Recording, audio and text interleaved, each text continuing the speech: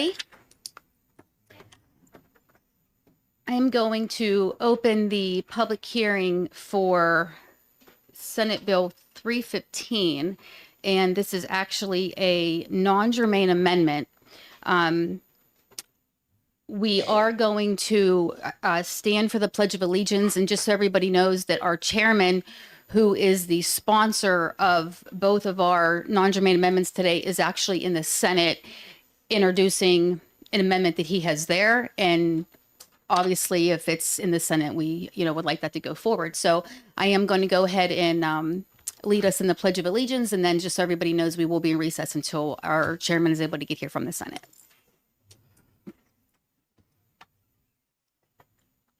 I pledge allegiance to the flag of the United States of America and to the republic for which it stands, one nation, under God, indivisible, with liberty and justice for all. All right, we will be in recess. I would say he thought he would be here very shortly after 10 o'clock, so we will just keep our eye out for him.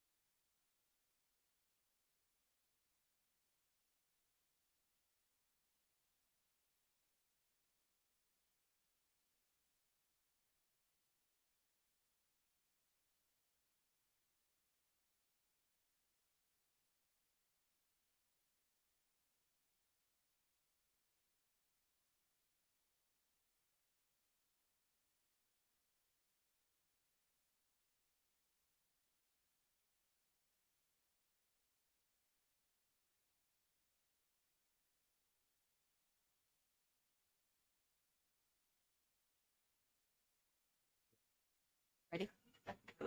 Terry, ready? Okay. All right, welcome back, everybody. I am going to reopen the public hearing for the non-germane amendment to Senate Bill 315. The amendment is 2024-1647H, and I recognize Chairman Roy to introduce his amendment. Thank you, Madam Chairman, members of the committee. Today I'm bringing forward Amendment 1647H. This deals with the issue of squatters. We had a brief conversation about it last week, and in between that time and now, we've taken steps to narrow down this definition, and with regard to who it applies to and who it doesn't. We wanted to be very careful to make sure that we weren't getting involved in landlord-tenant disputes or in any way infringing on anyone's rights to due process through eviction process. This is designed to deal strictly with people that have absolutely no business being in someone else's home or property and who have taken advantage of our lax laws to do so. I understand that we will probably have to make some changes to this as we listen to testimony this morning. This is designed to be the beginning step, and we will continue to work on it to get it correct before we bring it forward to the floor. But it is something that our constituents have asked for. I know personally I've received numerous emails and phone calls, and there are numerous stakeholders involved in asking us to do something.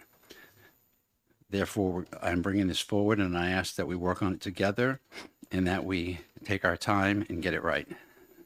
But it's not something that can be put off because it's happening to people now. Thank you. Representative Selig. Thank you, and thank you for taking my question. I'm curious, since I live in a college town where many students sublet their properties over the summer, and they tend not to do it with any paperwork or any proof or documentation of any kind, so that there are other people living in their apartments who are certainly not listed in anything. How, if for example, someone sublet an apartment and they believed that they were doing everything they were supposed to, but the landlord determined that they weren't on the lease and decided they shouldn't be there, what's the protection for the person who believed that they had an appropriate sublet with this bill? Well, as it's written now, and as I said, I'm certainly open to making tweaks to it. As it's written now, the landlord, first of all, would have to swear under the pains and penalties of perjury that he had no idea that this person is a tenant, never heard of them before, he's never seen them before. So first of all, he's making a statement that if he falsified, he could be charged. Second of all, it allows for the person to produce any kind of evidence, a bill, something with their address that shows that they've lived there for a period of time. So it's not even witnesses say, no, she's lived with us. This is about people who have no evidence. The landlord has no idea who they are. Has never seen them before. Thank you. Right, I understand that, but oftentimes, especially what I witness with students, is they arrange a summer sublet purely by word of mouth with the other student who's on the lease, right? So, for example, if Jody was a college student in Durham and she had an apartment and Representative Newell, and I had arranged with her just through text messaging or whatever, I wouldn't have any proof or documentation. Representative Newell may not have bothered to notify her landlord because she might not have realized that she should tell her landlord, and I wouldn't have thought to tell the landlord because I just thought, well, isn't this just kind of how it works? I'm just staying here for a couple months in the summer. So again, there wouldn't be documentation, but if the landlord then decided to come in and found me and viewed me as a squatter because I'm not on the lease, I'm just a friend of Representative Newell's, what's the protection in that case with this? I would first point to the language currently in there that says unrestricted. If it's a rental property, it falls into the restricted property. So this wouldn't apply to that if it's a rental, a true rental that's used as a rental. But I would also say at some point we have to draw a line, and you can come up with as many scenarios as you want, but at the end of the day, what happens if that's someone's house? So we have to be able to balance that somehow. So we can't extend to people that just seem to have no way to prove that they were there legally at all, ever. so as to allow people to move into someone's home while they're not home. So I think we have to find that balance. Representative Muse. Thank you for taking my question. It's not like New Hampshire doesn't have any protections against this at all. And what I'm wondering is, what do you think the problem is specifically with our existing civil law that requires us to speedily take this kind of an action? Actually, we have no protections against this at all. We have a protection against adverse possession, which means I actually take your home and it's mine now. But against me, while you're on vacation, moving in, putting my stuff in there and making myself a sandwich and saying, I live here now, and you come home and say, he doesn't belong here. I say, I do. He said I could live here. Well, you have no protection at all. The police are going to say, go to court. Now, you may have the ability to pay for a hotel and an attorney to have me removed after months. But say it's a family with young children who come home from a vacation. They went on a 10-day cruise. They saved up a year to pay for that. They've got a 2-year-old, an 18-month-old, and their 7-year-old grandmother with them, live with them. They get home, someone's in their home, and they say, we live here. They said we could. Now they have to go get a hotel, get a lawyer, and wait time to get into the courts to have someone evicted. They don't have the money for it. So why should someone who saved their life to build a home and buy a home be forced to be homeless while someone else squats in their home? And our laws have no mechanism to remove somebody immediately. So in effect, the person who owns the home is now homeless and their kids are homeless. They can't go to work because their clothes are in there. The kids can't go to school. Their entire life is upside down. And contrary to popular belief, I've received emails from several people. This has happened in the Lakes area. I got one, and somewhere on the coast, another one. Follow up, please. Follow up. So I do know that in New Hampshire, you actually have to live in a place for 20 years to be able to claim residency. Short of that 20 years, you're trespassing. And my understanding is there is a civil process that can be undertaken that we have used successfully in this state for many years. Representative when Muse, do people you are have in a this question? situation. Yeah, my question boils down to the fact of why is this bill necessary at this time? Sure. I'll reiterate. The 20-year law is for adverse possession. That means before it can become legally yours. In other words, the house is now yours. Not only can you stay there, it's your house after 20 years. That doesn't apply to get people out in the meantime. And to your point, there is a civil process indeed, and that would involve going to court, getting on the docket, hiring an attorney. And during that time, which can be months, sometimes a year, because it's the normal eviction process, the person who owns the home, the person who's paying the taxes on the home, can't use the home. Representative Prue? So just for a little clarity, like in Representative Selly's, they sublet. Nobody would know that they were subletting because the real owner isn't coming to get back in, right? So nobody would know that. It only happens in like the scenario that you're talking about. They went away for a little while. The real occupants show up, and then somebody else is there. That's correct. So the chances of Representative Selly isn't going to happen. No, the only way I could potentially see what her scenario happening is if the landlord wanted to re-let the house to someone and that person was there and said, well, no, I already let it, and they don't have a lease. They'd end up in a court dispute, and that's that. I don't see this law applying because it's restricted property. Thank you. Representative Newman? Yeah, I just have a question on the language on first page, line 12. And it's just, I'm a little bit confused about what it actually means, the language. And it says, has caused to believe that the person is not a legal occupant of a non-restricted property pursuant to a written lease or agreement or other agreement between the person and the owner and the designee. And my confusion is, does it apply to someone that has a lease, or does it only apply to people that are unrestricted and don't have a lease? Which one?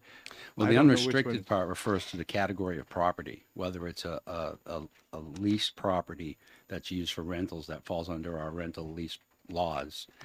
And the lease portion is meant to cover people who don't have a lease, because as has been pointed out, many people don't have a written lease. So it covers both, whether they have a lease or other agreement, such as a handshake that says you can. Follow up? Follow up. And so that definition of unrestricted property would be in the law that's being, Yes. that would be amended by this? Yes, it's in the Thank you. existing statute.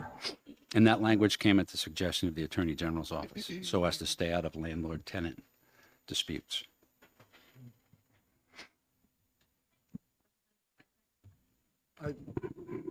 I'm surprised, personally, I'm surprised that that's not criminal trespass and they're thrown out immediately by the police, but that's a personal, perhaps misunderstanding. This squatter business, if somebody is in the house when you get home, didn't they break and enter? Isn't that a crime right then and there? I mean, this is a criminal act? One would think so. But first of all, we don't have a breaking and entering statute per se in New Hampshire. We have a robbery statute. That means that you illegally enter a property with the intent to commit a crime.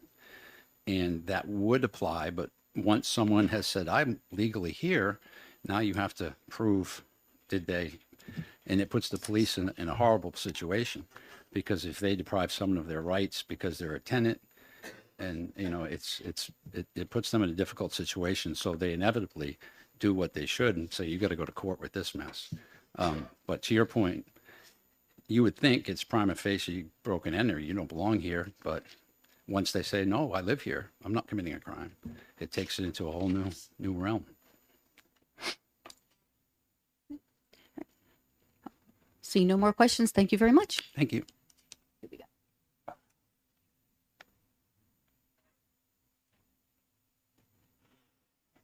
Ms. Cornell?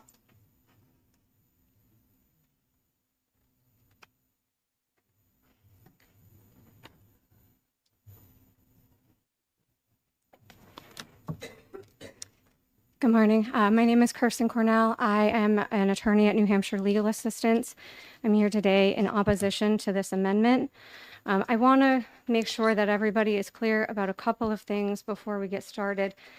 Unrestricted property under the law refers to rental property that includes 4 units or less where the owner is occupying one of the units, or single-family homes in which the owner owns 3 or fewer properties. So I honestly was having a little bit of a hard time hearing. I just want to make sure we're clear about that, because I thought that I heard it represented that unrestricted property did not relate to rental property, and I want to be clear that it is. It is distinguished from restricted property, which is all other property but for what I just said. And the basic reason behind this distinction is to try to allow a little bit more flexibility for landlords who have only a few properties or who live in the property that they're renting than those landlords who it's their business of renting housing, so they have many properties. So I just want to make sure we're clear about that. In terms of adverse possession, in order to gain any property rights through adverse possession, which is typically what is referred to, what squatting refers to, one has to openly use the property for 20 years. So it's not a matter of somebody coming and residing in a place for a couple of months. There has to be 20 years to gain any property rights. With regards to what was stated, a family goes away for 10 days, comes back. That is in fact criminal trespass. That would not require the eviction process in order to remove the person. And while I am not an expert in criminal law, I do believe we have a burglary statute in the state of New Hampshire, which would be breaking and entering. So just wanted to talk about those things first. I'm happy to hear Representative Roy say that he understands that we need to use a process to come to agreeable terms with regards to a bill that is solving a problem that I don't believe is new and I don't believe is expansive. The amendment as written, I think, is confusingly written.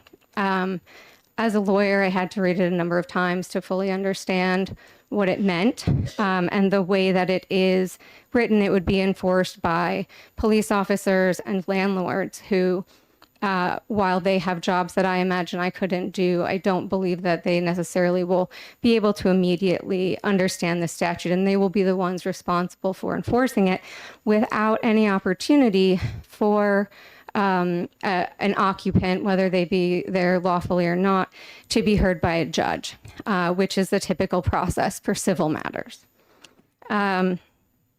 Which is the biggest issue, I think, with this bill, is that it doesn't provide protection for people who either are there lawfully or who believe that they are there lawfully, like in the example of the subletting student earlier.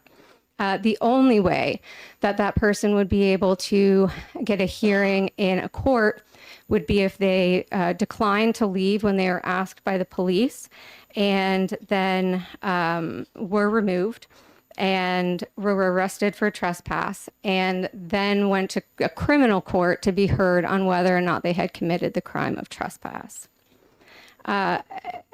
Housing is a civil matter. It's not a criminal matter. And that's why laws related to rental housing are in RSA 540 or chapter instead of the criminal law RSAs, which are in chapter 600. And I'm not an expert on criminal law, so I can't tell you exactly. I apologize for that. I can tell you that the bill references 635.1 and 635.2, which I believe are I know one is trespassing, and I believe the other is burglary. My biggest concern with this bill is that, as written, I believe that it does something that people talk about a lot, but I'm not sure is ever really defined, which is criminalizing homelessness. So the example that was given was somebody coming home, somebody breaking into somebody's house while they're on vacation for 10 days. That is a crime, and that is trespassing. But a situation where somebody is staying in a place where they either believe that they are allowed to be, or perhaps they, if we take as true that they know that they don't have any specific authorization to be there, that's a separate thing from trespass. That is not having a place to go. And I believe everyone in this state is aware that we're in the midst of a crushing housing crisis. In fact, we're in the midst of the most acute housing crisis that is being experienced across the country. We had the highest percentage increase of homelessness between 2022 and 2023. I say all of this because I think it's important to realize that people are staying places where potentially they don't have direct authorization because they don't have anywhere to go. There's a 0.6% vacancy rate in this state right now. A healthy housing economy has a 5 to 6% vacancy rate. And that means that it's a housing economy where a person who's renting a home could relatively easily, move from one rental to another without losing access to their community, without having to move across the state or even leave the state, without having to uproot their children from their school and get new doctors. As we heard Representative Roy say, when a person becomes homeless, their life falls apart. And I think we need to be very clear about what is happening with this law and what is falling apart due to actions that I do not believe have criminal intent. And intent is a requirement in order to be convicted of a crime. I think that there is a willingness on the part of but I know there's a willingness on the part of New Hampshire legal assistants as well as landlord representatives to work together to find a solution to the issue of circumstances where a person is not authorized to be in a building, and it becomes difficult for a property owner to have them removed through the court process. But we have a civil statute RSA 540A, that provides an opportunity for both landlords and tenants to bring actions before the court to say that one of the other party is behaving unlawfully and to ask the court for redress. And that does not take a long time. So I just would really encourage, ask this committee to think carefully about what the full consequences are of this amendment, how it is treating people in very vulnerable situations, and to recognize that there is a group of people with a lot of knowledge in this area who are willing to work together to come up with something that will work. Happy to take questions. So I have a question. I'm looking in the criminal trespass has been mentioned, so I'm looking at that particular statute. And so I actually have, so in here where it says about was asked to leave, or if they didn't leave, and then you had mentioned a court order. So could you maybe touch on that a little bit more, because I think I was a little bit confused. So in this situation, if you come home and there indeed is a person there, and you say, hey, this is my house, leave, like, what are you doing here? And the cop comes and says you have to leave, and they won't, then that's where I was confused on what you said about going through court. So in that instance, the person would be arrested for criminal trespassing and they would be removed from the property. That, I believe, is a different circumstance than what I understand this bill to be trying to address, which is when a person is inhabiting a home for a period of time without a rental facility, a rental home, without a direct relationship or direct agreement between that person and the landlord, which again is what we get at in the issue of the college student. That was the example that was given earlier, where that student has not communicated directly with the landlord because they thought it was sorted out with the person who was living there previously. And so they don't know that they're there unlawfully. And then they're faced with this, trespassing charge in that instance. When we're talking about a person breaking into a home and being there while a family's on vacation, that's a very different situation that is trespassing and potentially burglary. Like I said, I'm not a criminal attorney, so I don't want to try to speak to that. But if a person is guilty of trespass, then they will be arrested and removed, and they will have the opportunity to be heard by the criminal court. That's a separate issue from a housing matter that goes before a civil court. So in reference to what you had mentioned about the college student, so if the college student is subletting their property and their lease clearly says that they're not to do that, and they claim, well, we didn't know, when they clearly signed the lease, I would have to think if they were in college, it would be literate. So what is the process for that? So I think that we're getting a little mixed up in the example. The example, as I understood, was not that the person who would be removed under this statute would be the subletter. So the subletter may not have read the lease, especially a college student. I can honestly think of a time that I sublet a unit when I don't think I had any contact with the landlord. So under this, it would be the person who was there, the subletter, who would be removed and potentially charged with trespassing, not the person who violated the lease provision of not subletting the apartment. In the instance that there is an effort to remove the person who was the lawful tenant under the lease, who was violating the no subletting provision, there is an eviction process for a violation, a substantial violation of a lease provision. That would go through the eviction process under RSA 540.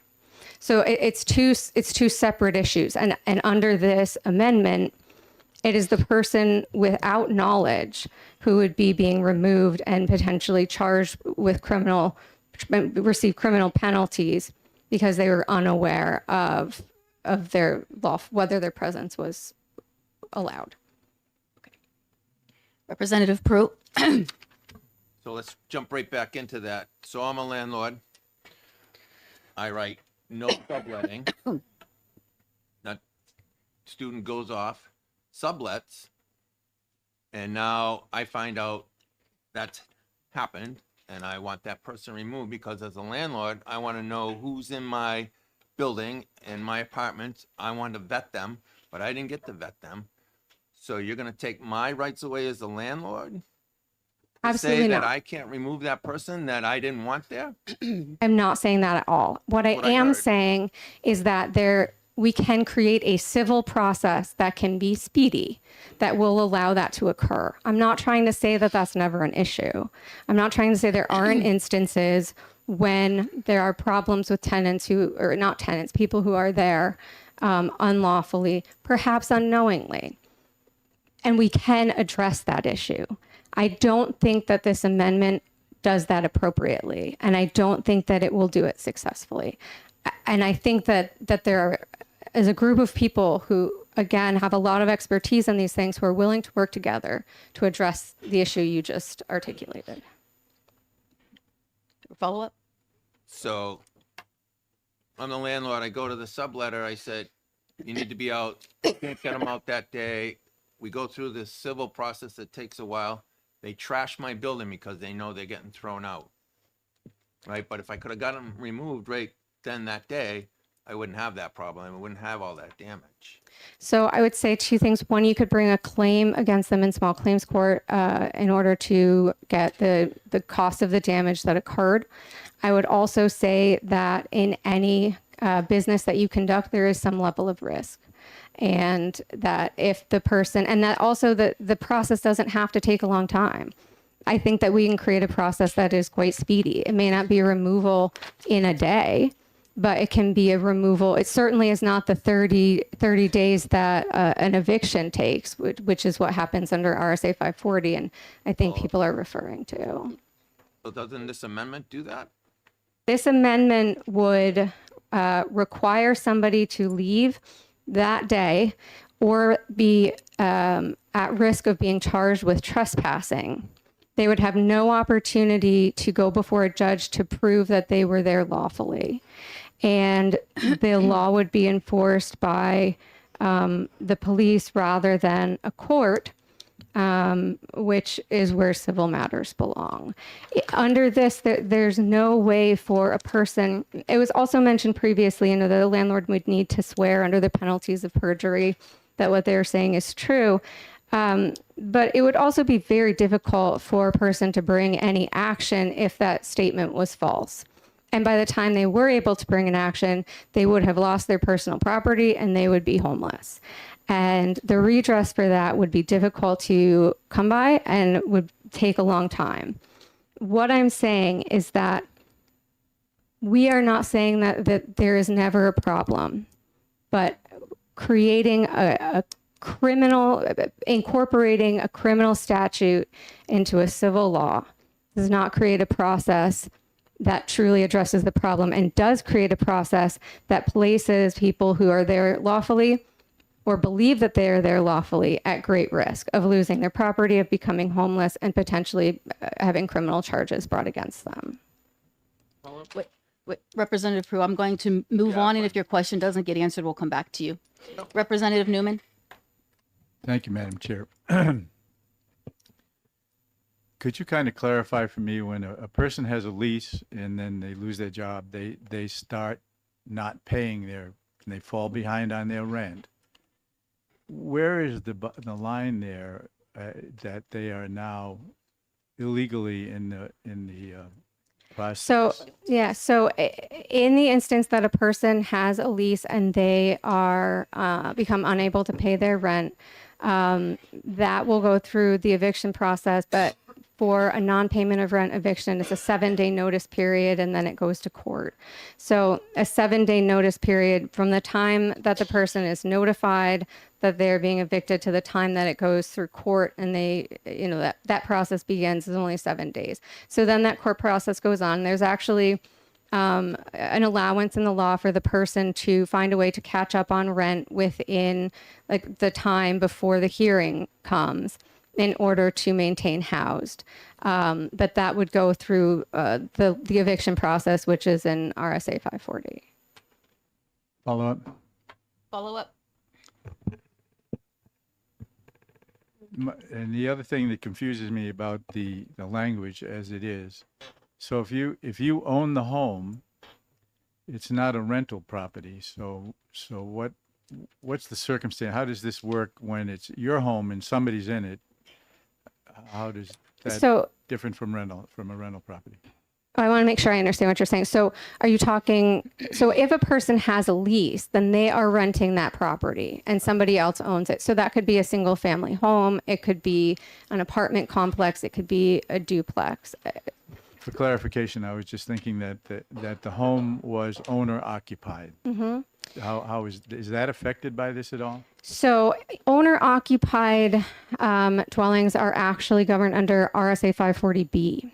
And RSA 540B applies to instances where an owner rents out, say, one bedroom of their house. And the process for removing a tenant under that law is different and doesn't have court process. There is a notice requirement. And the period of the notice requirement depends on the reason for the eviction. And then the person can seek, the owner can ask the police to come and have the person removed. The owner is required to maintain the property, the personal property of the person who's been living there for a period of time, and allow them to come back and get it so that they don't lose all of their personal property. I would note that in those instances, we have often found that police officers are reluctant to enforce 540B because they believe housing to be a civil matter as well and suggest that it go through the court process. Unfortunately, that's not a possibility under 540B, which presents a separate legal issue, but that's the process in that circumstance. Can I ask one final question just to clarify what you said about, I wanted just one more. Yes, but I would like to point out to the committee that this bill is not addressing people that have not paid their rent that a landlord knows is there. This bill is addressing people that are illegally living or occupied a property that they had no right to do in the first place and that the landlord was not aware that was even there. So we're not talking about people that just didn't pay their rent. So just like to clarify that. And my question would be, if there is no rental, they didn't rent out any of the property, how are they affected by this bill? You come home, the cruise thing, you come home, there's somebody in your house, and you don't rent out any rooms. How does this bill affect that situation? I don't think that this bill applies to that situation. I think that situation would be addressed criminally through being charged with criminal trespass. Thank you. Representative Selig? Thank you, and thank you for taking my question. I'm curious too, thinking about that people sometimes have people move in with them who wouldn't be on a lease. For example, it might be a romantic relationship that goes awry and sometimes becomes a domestic violence situation, where someone could then say, this person is not allowed to live here. Would this bill then put the victim of the domestic violence at additional risk of being? So that's understand. Yes. So the relation between a person who is a survivor of domestic violence and is living with the perpetrator of that violence is a little bit complex and depends partially on who is on that lease. So. Or one of them might be the homeowner.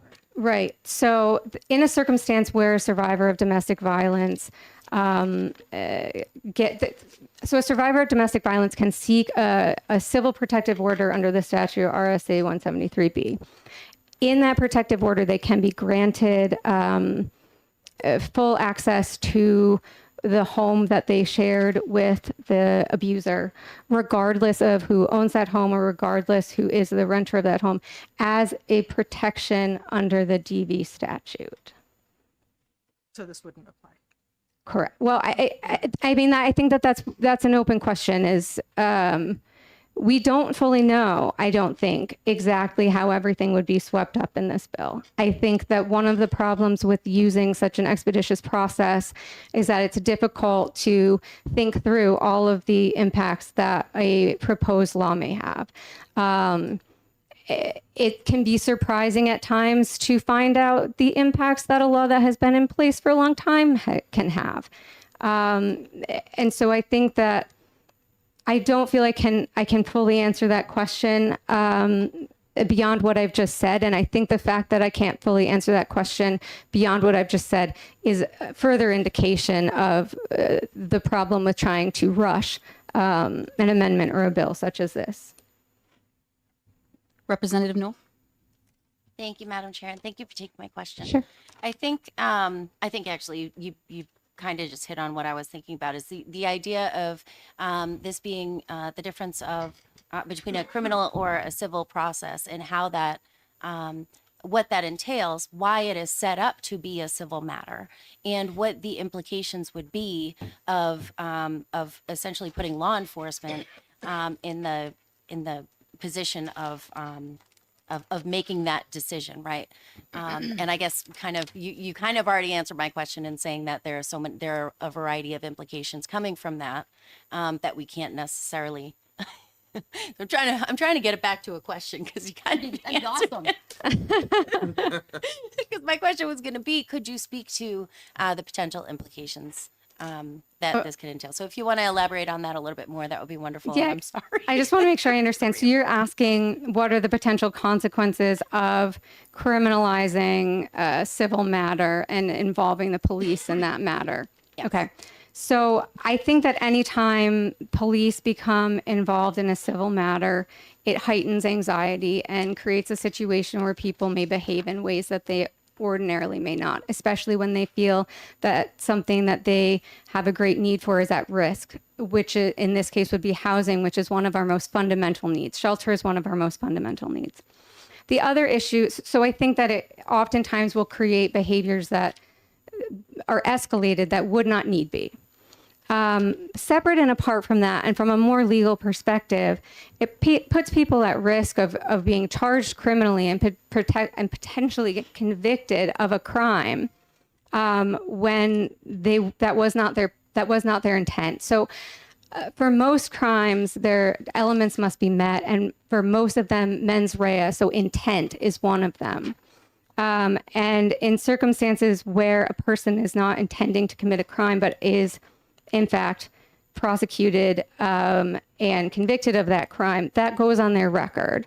And then they have a criminal record. And that makes it even more difficult to get housing in the future, to get any number of things in the future. Makes it particularly difficult if a person is seeking some kind of rental subsidy, which often are the very people who are living in situations where potentially they don't have a direct agreement with the landlord to stay because they don't have anywhere to go. Representative Newman? Yes, thank you. In your capacity for dealing with all of this, in your experience, have you seen an assortment of leases themselves? And I would expect that some are much better written than others. Yeah, I've been practicing housing law for 7 years. I've seen quite a few leases. It is absolutely true that some are, I don't know if it's better or worse. Some are written with many more terms than others. Some are written with much more clear provisions than others. Some are not written, right? So there are tenancy agreements that are oral. But there are many things that a landlord could write into a lease that would accomplish the objectives that it seems this is trying to. Yes. Just a quick follow-up. This is a question poorly phrased. In the leases, I'm familiar with, I don't know if it's still current or not, but the former the realtors had a standard lease agreement that would be used. And I believe in there, it was addressed number of occupants. You had the names so that landlord could vet the people coming in. I believe there were also provisions for guests, how long they could stay. And there probably was something in there about no subletting in there. Would that be something? Yes, I would say that the large majority of leases that I see have no subletting provisions. And what you've described is accurate. I think that the one exception for when names may not be on a lease is sometimes children are not named on leases. So they may have the number of children and the ages of the children, but not the names of children. Representative Svitek? Madam Chair, do you know where this bill is going? Is there going to be a subcommittee, committee of the whole? What's going to happen to this?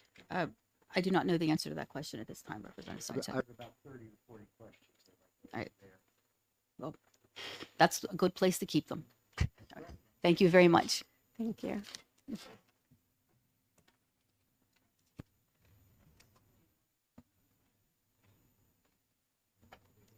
I have a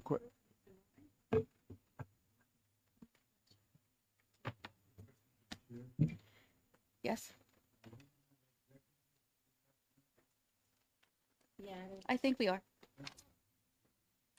Okay. Thank you very much for the opportunity to speak. My name is Nick Norman. I'm a advocate for housing providers. I was here last week. I am Government Affairs Chair for the Apartment Association of New Hampshire and also the Rental Property Owners Association.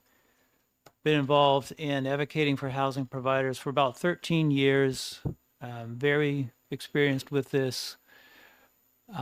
Myself, I have 48 units. I've been in property management, landlording, you could say, for about 35 years.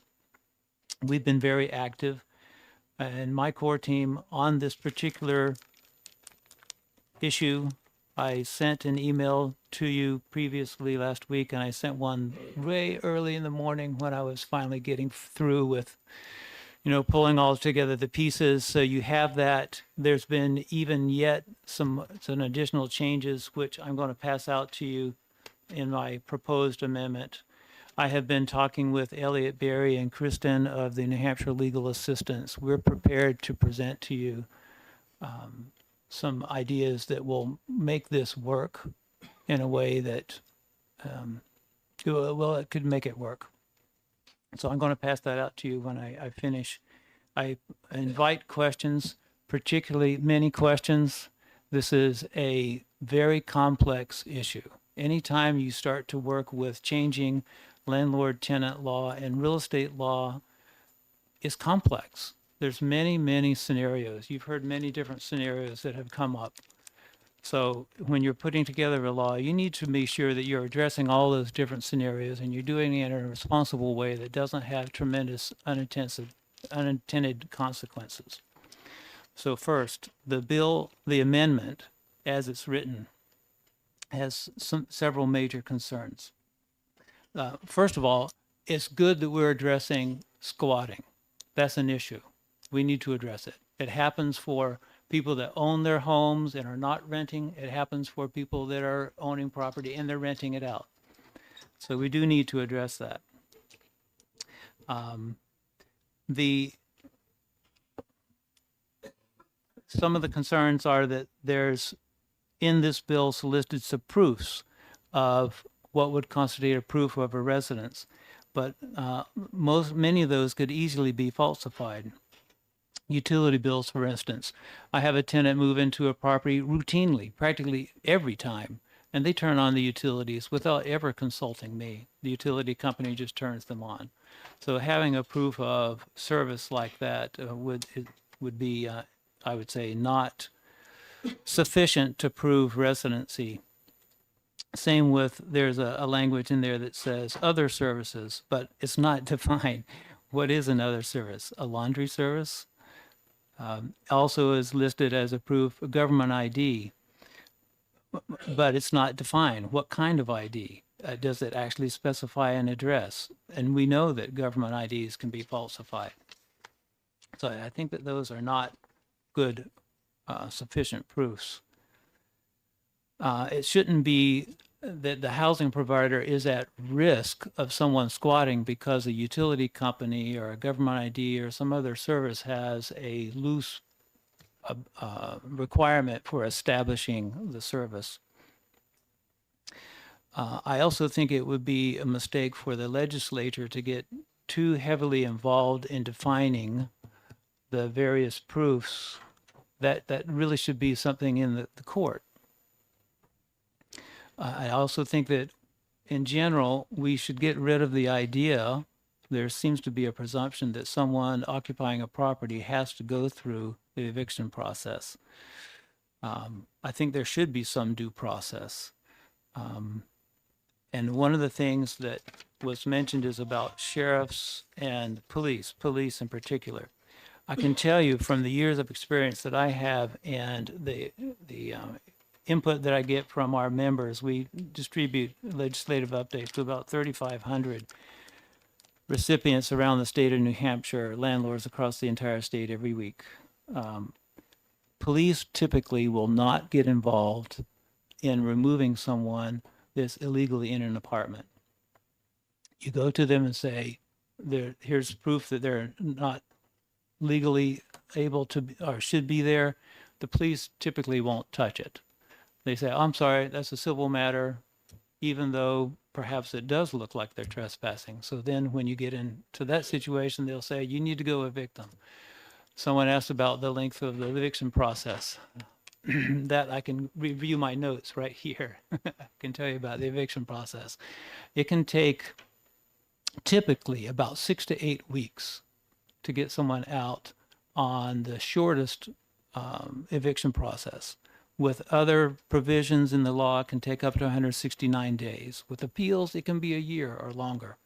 So, I mean, it's just untenable to go through eviction process for someone that has no right to be there.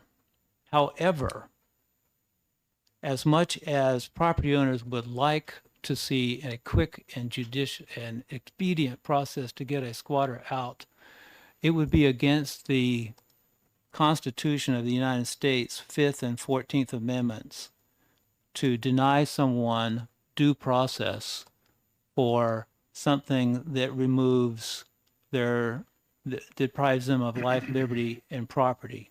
And so you have to have some kind of a due process.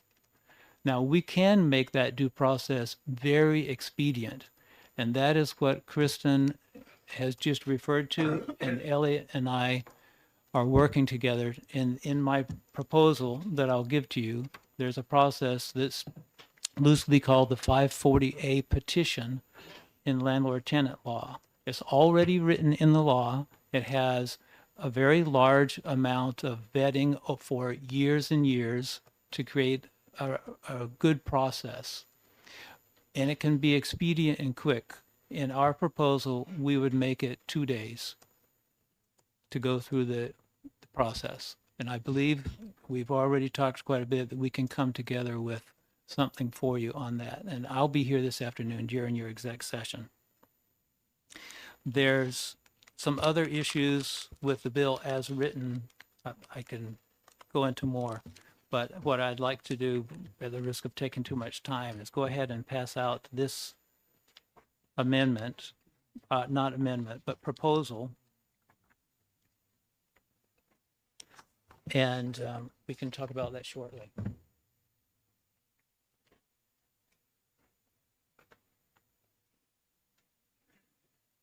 Okay, just so the committee is aware, this, I believe this is an amendment that's being passed out that has not yet been introduced, so we will not be discussing any part of this amendment right now. Okay, this is, I wouldn't even say it's an amendment, it's a proposal of what could be done to address this situation, give due process, make it quick, and answer most of the questions that have been raised here.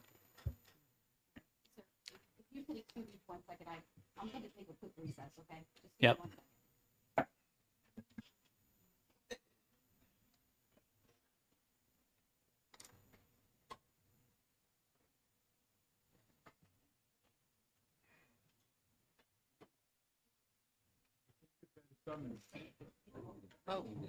I'm headed. Requested.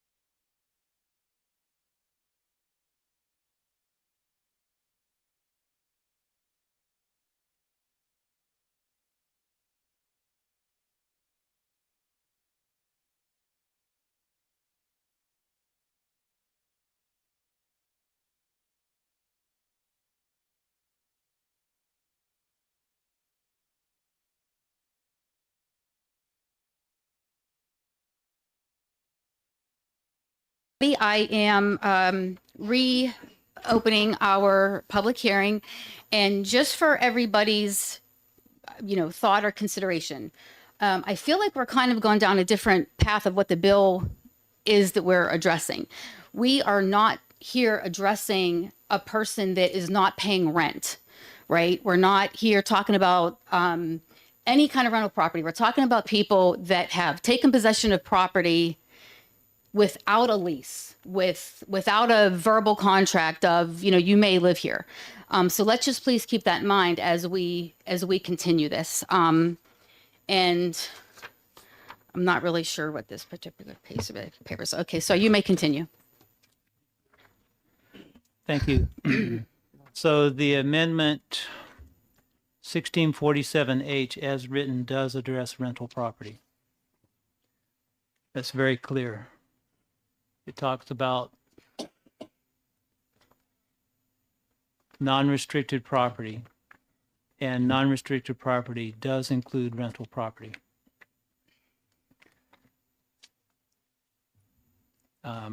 So what we're proposing is we use a process that's already in place called the 540A petition. And the short version of that would be that the housing provider files a petition that says the occupants are there without permission.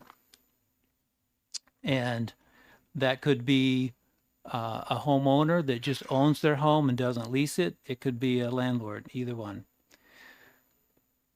Stating that the occupants don't have any right there. The occupants would then need to show evidence like a lease or rental payments or other evidence to prove their residency or owner interest. A hearing would be held within 48 business hours. The court would rule. If the court ruled in favor of the owner, then the people would be removed immediately by law enforcement. If the ruling was in favor of the occupants, then they would stay. And if the owner wanted to pursue further, they'd have to go through the normal eviction process.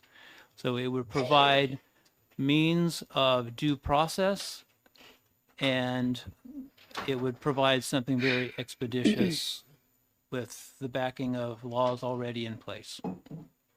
I would love to take any questions, and I will be here in between now and your exec session. I'll plan to be at the exec session and be available for questions as well. New Hampshire Legal Assistance and my organization are ready to work on this and put something together that will work for all situations. So please keep in mind, we are not asking questions on the paper that was just handed out. This is not language that has been introduced. You still have a question, Representative Muse? Yes, thank you for letting me ask it. One of the things that you seem to be saying in your testimony is that we should really be looking at creating a fast track process within existing systems to creating a separate criminal process. Is that kind of a short way to describe what you're suggesting? Yes. Okay. Yeah. Thank you. I have a point of order. Yes, Representative. The point of order is you say this is an amendment. It's not an amendment. It's testimony from the person here, and it gives information on what it has. I have questions about due process, and I look at this, and there is one section of it that gives a valid way to make this bill make this amendment better, to have it done in 1 or 2 days. And I think that we probably have the right to ask questions about testimony. So I want to leave it at that. Thank you very much. Okay. Anybody else? Right. Thank you very much, sir. Who else we got?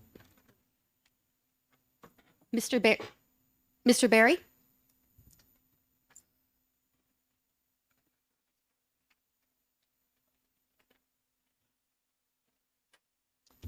Thank you, Madam Chairman, or Madam Acting Chairman, I suppose. For the record, my name is Elliot Berry. I too had the opportunity to testify before you last time, just to remind you, or for people who haven't, who weren't here, I have represented tenants at New Hampshire Legal Assistance for 47 years before my retirement. I'm not going to repeat a lot of what my former colleague, Kirsten Cornell, testified to. I just want to emphasize that what the bill does, and my major problem with it is two things. Number one, it makes the police the judge in the case rather than a judge. Number two, the only way that the tenant or the alleged tenant gets to tell his or her side of the story to a neutral decision maker is in defending a criminal prosecution. Even if he or she is willing to take that chance, and many won't be, even if they do, many applications for whether it's tenancy or a job will ask, have you ever been arrested? What's the answer? And they could have had a very legitimate claim to be where they are. Most importantly, I want to say that I very much agree with Nick Norman. There is an existing statute, RSA 540A, which I have been involved with hundreds of times, that provides a very almost immediate access for the offending party, the plaintiff, to get before the court and get an immediate or temporary order, which is followed up by a final order and is enforceable by contempt of court, the powers of contempt of court. That is 540A. I drew up an amendment, and this is really interesting. I mean, obviously, I'm not legislative services. I have it if you want it. But the remarkable thing about it is that acting independently, my version is quite similar to what Nick Norman did, using the existing process with the only possibility of criminal prosecution would be contempt of court if after a hearing the alleged tenant refuses to comply with the legitimate order of the court. Just one other thing, the scenario where you go on vacation, you come home to your house, and somebody is living in there. If that isn't criminal trespass, I don't know what is. And I agree with Nick that there are plenty of fuzzy cases, especially in the apartment context, where the police may say this looks kind of more appropriate for eviction than it does for criminal trespass. But I cannot believe that there is any significant number of cases where the police have refused to remove somebody from a single family home when, returning from a vacation. That's my testimony. I'd be happy to answer any questions. But if you give us the time, and that we don't need a lot of time, I am very confident that Mr. Norman and the landlords he represents and Ms. Cornell and New Hampshire Legal Assistance and I can work out something that will make a fair civil process that's fast and comports with due process.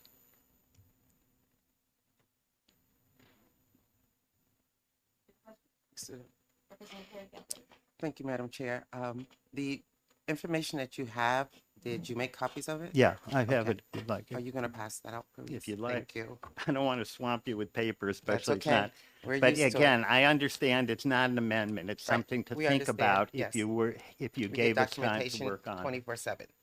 Thank you. Madam Chair. Excuse me?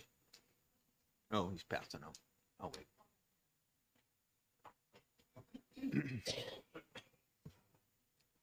So does your proposed information have an immediate relief? The way I've written it, and it's subject to negotiation, the owner of the property would provide a notice saying, get out in 3 days. And if they don't, if they either leave or then the landlord files a petition in which an order could be granted that day, a temporary order, and the tenant would have a right to a hearing within 48 working days. Again, which is interesting because Mr. Norman and I, that provision about a hearing within 48 days of filing the request for a hearing is the same. Hours. I'm sorry. Yeah, sorry about that. 48 hours. Follow up. So in this scenario, right, I have a 3-story tenement, my middle apartment's vacant. I bet somebody, they go to move in, somebody's already there. Can they be removed when I call the police in your language? I think they could be, if the police will enforce, as I think they probably should, criminal trespass, then they're out. In my language, they would have to get some notice to leave and then request a hearing to court if they don't want to go. But I don't see how you can make the police, if they're not willing to, there must be some reason the police aren't going to enforce it. And if there's not, I don't see how you can make, in accordance with due process, how you can make the police the judge. It just doesn't make any sense. I think the confusion that we're having is because the due process is the word that keeps on being said. And when the bill was introduced by the sponsor, he's not talking about people that have a legal right to be there. So I think that's where we're being confused, is saying, well, you can file a petition, but if the person has no legal basis to be there, and now the person that legally owns the home has to go through a court process, Actually, a couple things. Number one, the question is who has a legal right to be here? Last time, the owner of the property, I would have to say. Well, here's the problem. I talked a lot the last time about the issue of implied tenancies, right? Where a tenant has been there with the knowledge or an acknowledgement that that tenant had a right to be there, even though they're not on the lease. There are many, and then number of tenants have no lease, and then they're arguing about, is there an oral agreement? These are legitimate things that come up often, and there's a disagreement whether there's a legitimate or not legitimate tenancy, and somebody besides the police should have to figure that out. But if we can get them a hearing within 48 hours of the time the tenant asks for it, it seems to me then at least a judge is making the decision about whether they do have a legal right to be there. If it's crystal clear they don't, the police ought to be enforcing the criminal trespass statute, which I have somewhere here, which couldn't be clearer. Oh, I'm sorry. Here it is. A person is guilty of criminal trespass if, knowing that he's not licensed or privileged to do so, he enters or remains in any place. I mean, if the police are screwing this up, then that's another issue. But people ought to have the right to have some judicial referee or judge decide whether their claim of lawful residence is in fact valid. Representative Mannion? I got you. You're all set? Representative Newman? It seems to me the big problem in this is in the first sentence that's in this bill. And it says any person who has entered or remained in within an occupied structure or secured premises in violation of the two laws, and who law enforcement has probable cause to believe is not a legal occupant. So that's where it starts to be a judge. So could you, the first part of that, any person who has entered or remained, is that legal or unlegal? Or I'm just confused by that entire sentence. Could you comment on that sentence? Well, I think there is a legitimate use of the word. Have they entered and remained an occupied or secured premises in violation of the criminal law statute, of the criminal trespass statute? That's a legitimate sentence, right? But let me just point this out. The notion of what is probable cause. Probable cause, as you all know, is the basis for filing a criminal complaint. It's not the basis for deciding that somebody is acting without right and then incarcerating them, fining them, or in this case, kicking them out of their place. The probable cause is the beginning of a legal process that has a legal hearing attached to it. And this doesn't do that. But I'm sorry, I suspect I'm not answering your question. It was probably a poorly worded question. Representative Sitek. Well, here's another poorly worded question. You're distinguishing the case. I have an apartment for rent. I haven't been there for a few days. I'm going to show a tenant. I go in and there's a guy with a backpack and his girlfriend in there. That you're not going. Does that person have any? That's criminal trespass. I is it not? agree. Okay, I just want to Pure be and clear that simple. I'm looking for an egregious case. Fine, thanks. No more questions. Thank you very much. Thank you. And needless to say, I'm happy to work. If you can get more time, I'm happy to work with Mr. Norman and any of you to work out a civil process to make this. Okay. Senator Chanley. She gone?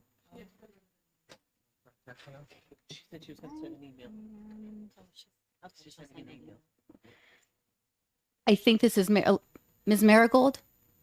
Did I pronounce that properly? Did I slaughter it? What does that look like? Thank you, Madam Chair, members of the think she's gonna help committee. me out For here. the record, my name is Alyssa Margolin. Marigold is lovely. But it's, Wow. My apologies. I It's really okay. thought that said that. That's okay. Carry on. I serve as Director of Housing Action New Hampshire. We're a statewide coalition of 80 organizations united to improve state and federal policy so everyone in New Hampshire has a place to call home. We also wanted to raise some concerns. We're really pleased to hear that the prime sponsor of the non-germane amendment has said that he really wanted to work to make sure he could get it right. And we're also really pleased to hear that there are proposals in play that could really solve the issue of concern. So we, urge a member of this committee to work with those experts to bring forth a new formal amendment in partnership with this sponsor to make sure. But I just wanted to add from our perspective, our members are those who develop, finance, manage affordable housing properties, homeless service providers, public housing agencies, supportive housing providers, and low-income family advocates. So we are heavily involved in the supply side crisis. And as you know, there are over 50 bills this session looking at the affordable housing crisis that we have in the Granite State. And as Ms. Cornell said, we have this vacancy rate that's really concerning, really driving prices up. And we have a major increase in homelessness.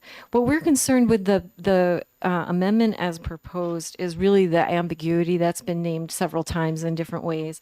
And also the unintended consequences. Homelessness in our state can look a little different, particularly in places that don't have services close by. And so a lot of families with children will choose to couch surf instead of seek shelter services. And so we're concerned that they would get caught up in a scenario that hasn't been articulated, in this case, sometimes about a student unknowingly subletting perhaps a family member who is sharing a non-restricted property or even a rental situation. And anyway, it seems like there is a way to address any concerns about that through a civil process and to avoid putting these families through a criminal process in an already very hostile housing situation. And with that, I really don't have anything else to add. I'm happy to field any questions. Thank you. Thank you very much. Is there anybody else wishing to testify on this bill that has not done so? Seeing none, I will close the public hearing for the non-germane amendment. What was it? 2024-1647H. And we are late for our other hearing, but does the committee wish to take a few-minute bio break? Yes? Yes. Okay, we will be in recess until 11:40. Go quick.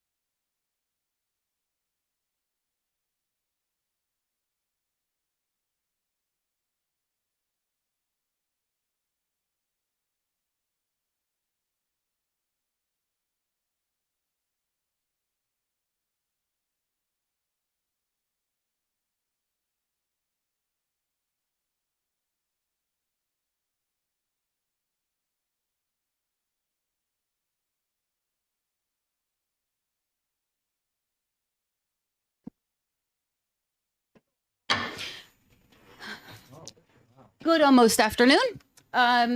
We are going to open up the public hearing for the non-germane amendment 2024-1645H, and I recognize our Chairman Roy to introduce his non-germane amendment. Thank you, Madam Chairman, members of the committee. I'm here introducing amendment number 1645H. This amendment provides officials with an objective definition of contemporary anti-Semitism needed to ensure the proper assessment of criminal and discriminatory incidents motivated by anti-Semitism. This bill does not create a new law or a protected class. It implements an objective definition of contemporary anti-Semitism in order to clarify the application of already existing law protecting against unlawful conduct. It also ensures that incidents of anti-Semitic hate and bias are treated equally under the law, and it provides officials and institutions with proper definitions, tools for assessing the intent of persons who engage in unlawful activity, and ensures that the public institutions remain in compliance with federal civil rights obligations. You guys all set?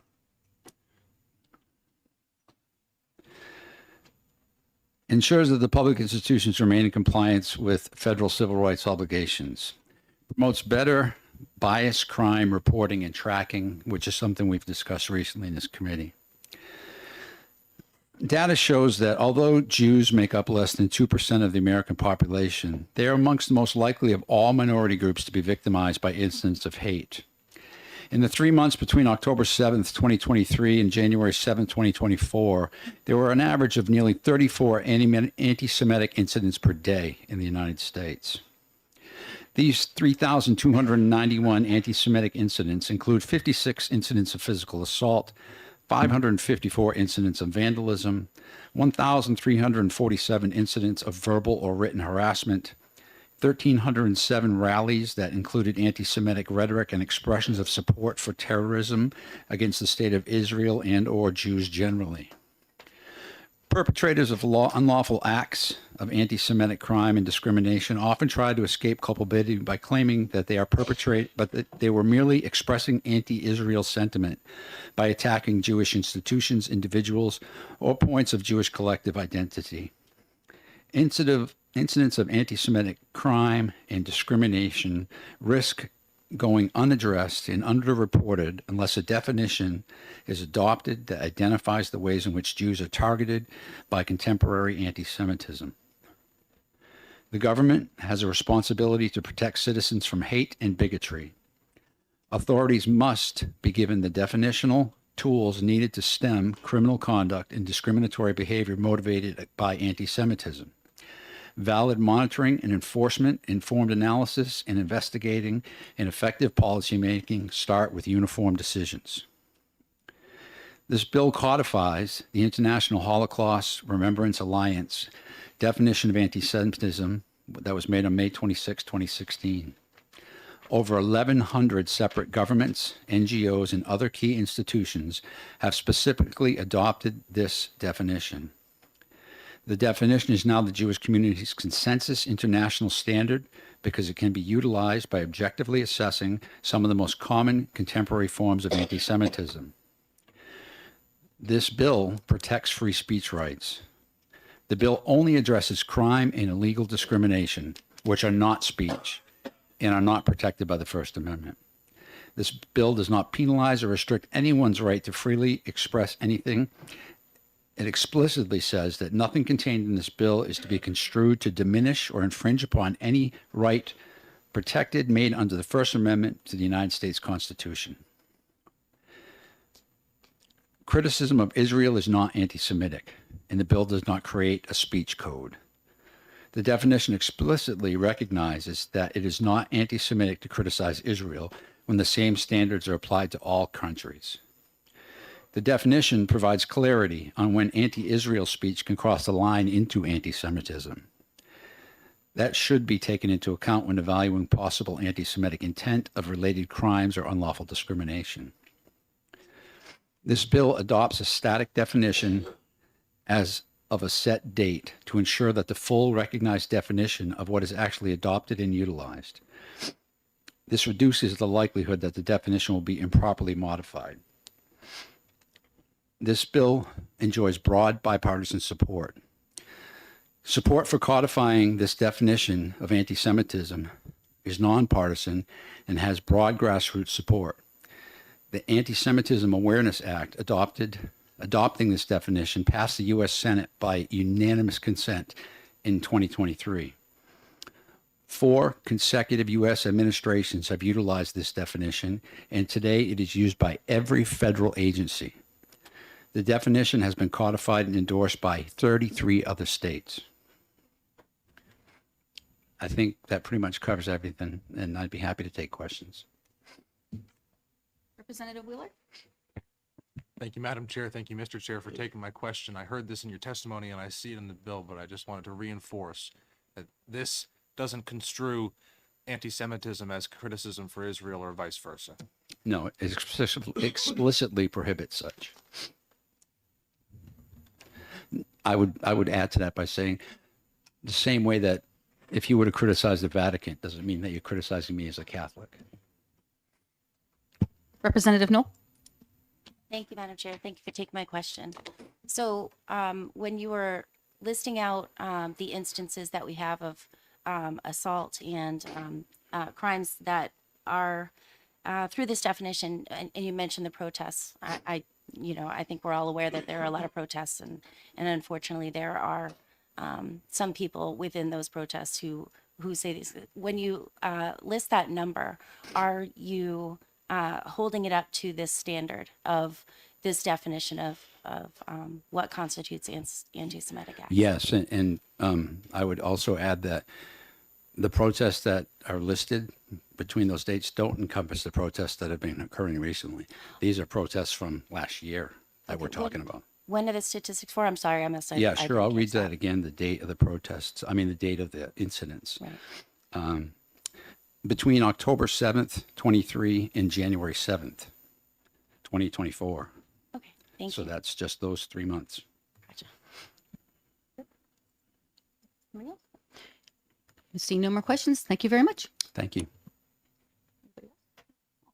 Is there anybody here that wishes to testify on this amendment 2024-1645H?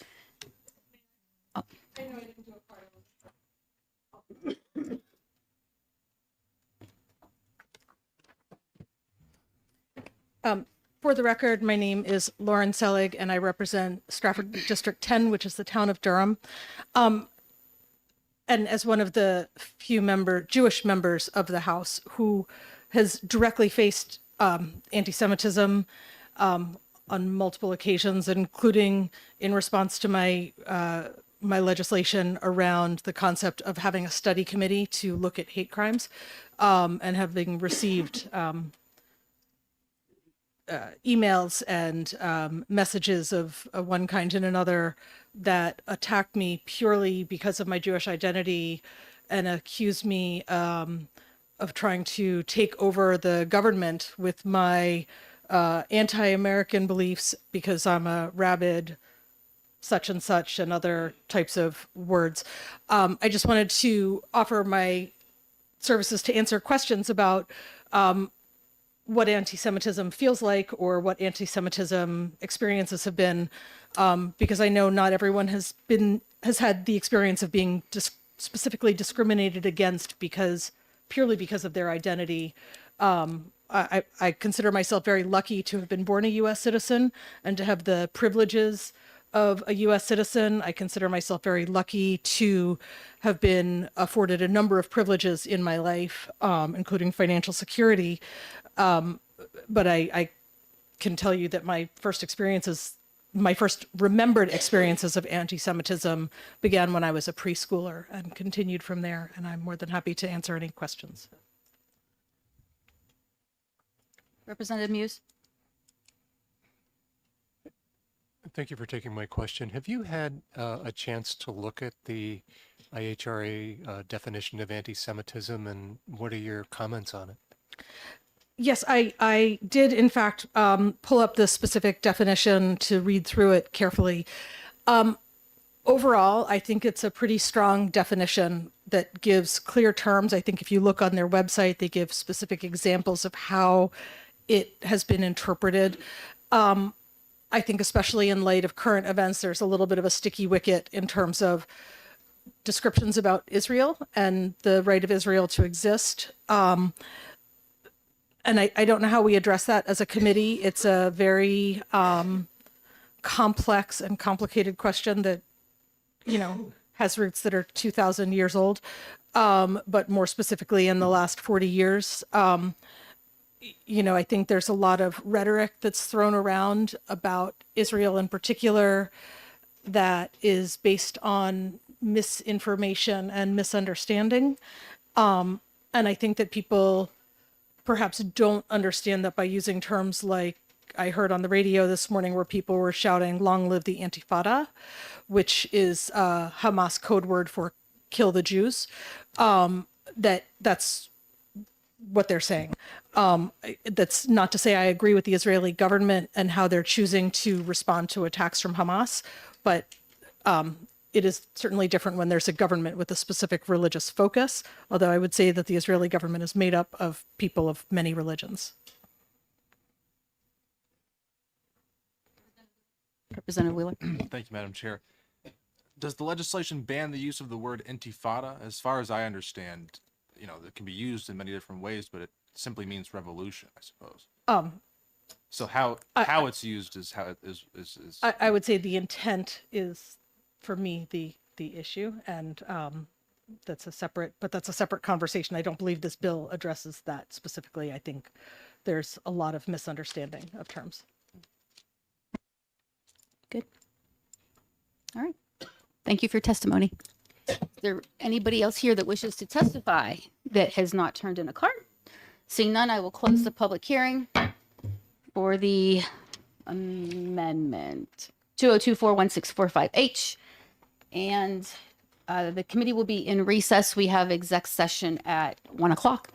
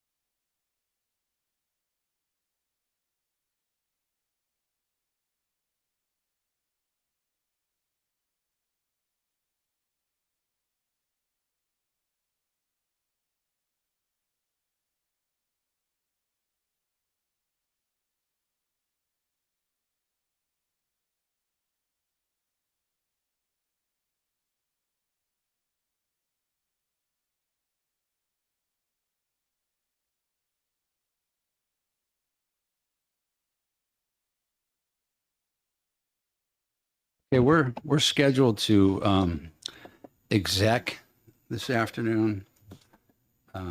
So the first one would be SB 315 with regard to the tenant squatting issue. I'm going to recess that to next Wednesday, and we're going to have a full committee work session. So I guess it will be called further executive session. So that'll be next Wednesday. That will be coming out probably next Wednesday at 10 o'clock. So with that, I recess to Wednesday. And then we are scheduled to exec SB 508. I'm going to go a little bit off script here because we had some people that wished to testify, and based on confusion on the notice, they thought the hearing was at 1 o'clock. So I'm going to reopen the public hearing to allow some testimony, limited testimony, and then we'll be execing it right after that. Has everyone pulled out a pink card that wishes to testify?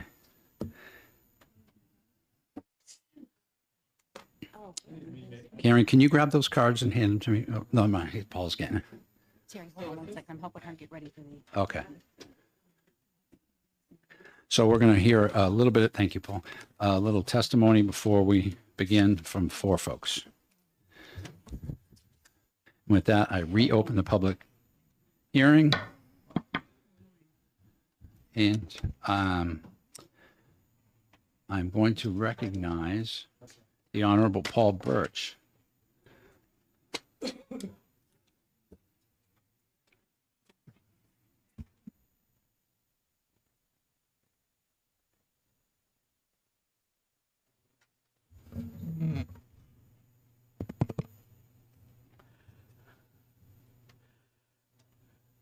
Mr. Chair and members of this committee, it's a true and deep pleasure to be here to see so many former colleagues from both sides of the aisle. I was going to give out a shout out to Representative Janvrin, but I only saw him in the hallway. My name is Paul Birch. I live in Westmoreland, New Hampshire. I served in the House from 2012 to 2022 and was a member of House Judiciary Committee the entire time.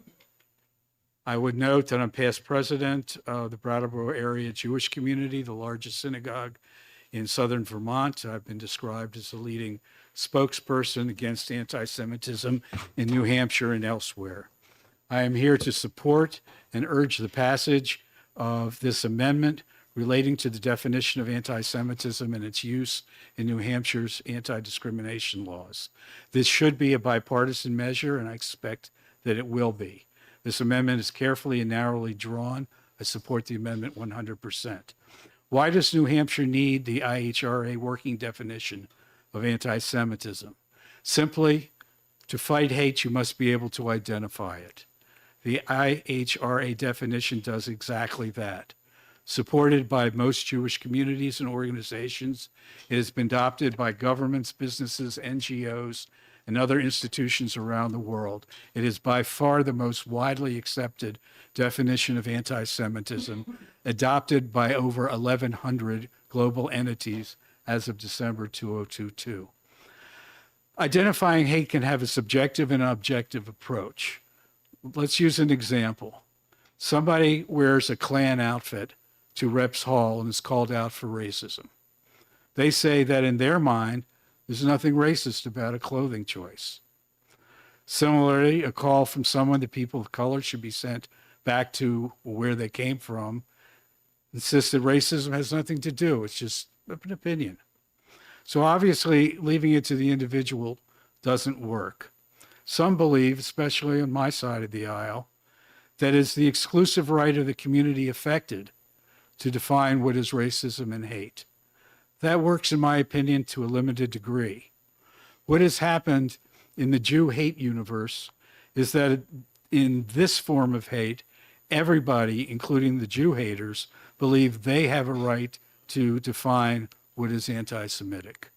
So in 2016, there was an international effort to provide an objective working definition of anti-Semitism, which has resulted in a working definition that has been pretty much universally adopted in the westernized world. I can't speak to Russia, China, places like that. The IHRA definition consists of two-part. The first part has the definition. Anti-Semitism is certain perception of Jews, which may be expressed as hatred towards Jews. Rhetorical and physical manifestations of anti-Semitism are directed towards Jewish or non-Jewish individuals and or their property, towards Jewish community institutions and religious facilities. The second part lists several examples. They serve as illustrations and help with the application of the definition in practice. Widespread acceptance and use of this definition ensure that anti-Semitic incidents can be registered and compared in a uniform and systemic way. Let me emphasize that last sentence. The adoption of the working definition ensures accurate record keeping, as well as consistent application of responses to anti-Semitic instances. If you, for example, want to compare the incidence of anti-Semitism in New Hampshire to Georgia, it helps to be using the same definition of anti-Semitism, or else you run the risk of comparing apples to oranges and the like. So to the extent that there's a uniformity of definition, you're able to track anti-Semitism better, you're able to create data, you're able to take action on information that's reliable. This amendment is carefully and narrowly drawn in terms of its usage.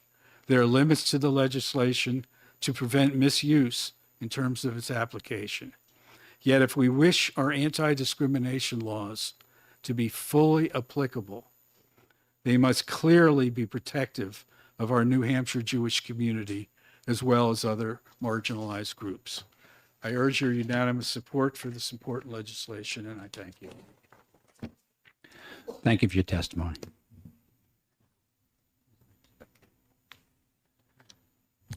Chair calls Allison Gerton.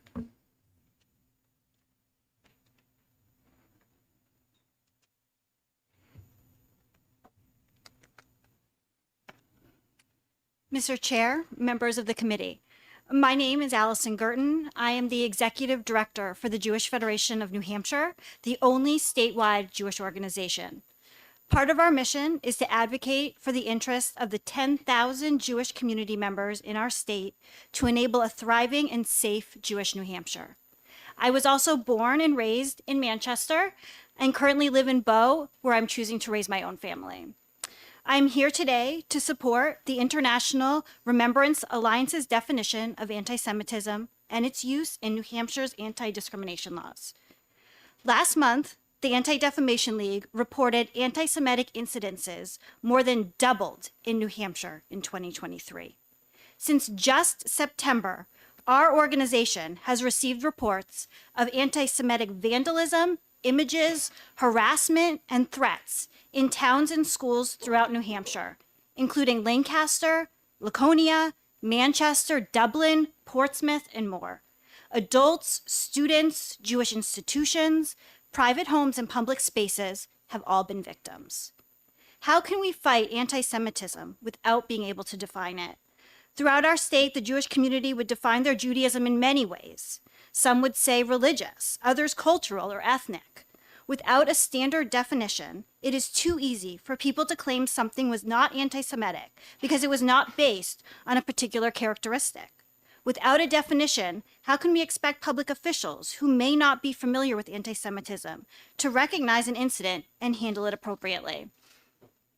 Sunday evening begins Yom HaShoah, Holocaust Remembrance Day. Between Sunday evening and Tuesday evening, programs will be happening throughout the state. Shocking statistics show that 46% of young Americans, 18 to 29, don't believe denying the Holocaust is anti-Semitic, and 1 in 5 think it is a myth. Sunday afternoon, over 30 community members will be peacefully walking from Temple Israel in Manchester to Temple Dath Yeshurun, with the goal of achieving 6 million steps to remember the 6 million lives taken during the Holocaust. For the first time, I will be bringing my 11-year-old son, not only because it is important for him to know the history of the Holocaust, the horror of what took place, and honor the lives lost, but because he also needs to know the reality of what Jewish people are currently facing, and that unless people are willing to stand up and speak out, history will repeat itself. The statistics above show how little knowledge young adults have and will only allow anti-Semitism to continue to rise. It is vital that New Hampshire clearly defines anti-Semitism to keep our Jewish communities safe amidst the increase of threats and attacks they face. Over 1,000 entities have already adopted or endorsed the definition worldwide. The IHRA definition is the only definition that has been officially recognized internationally and adopted by mainstream Jewish organizations. It is the most comprehensive and effective definition of anti-Semitism, ensuring proper assessment, valid monitoring, compliance, ensuring anti-Semitic hate and bias are addressed, and equally to other types of hate and bias, and signifies anti-Semitism will not be tolerated in New Hampshire. I ask for your support for this important legislation. Thank you. Thank you.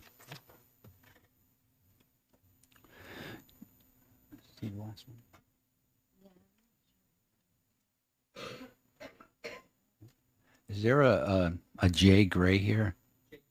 No, that's you. Jay Gray. We have a card for said election law. I think they maybe realized they were in the wrong room. Okay, Mr. Bennett.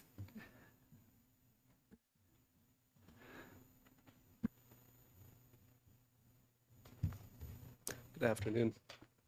Mr. Chairman, members of the committee. First off, I want to thank you for bringing this bill. We're living through a crisis right now, and 35 states have adopted or codified or endorsed this definition over the last couple of years, and I look forward to New Hampshire being the next one. I really appreciate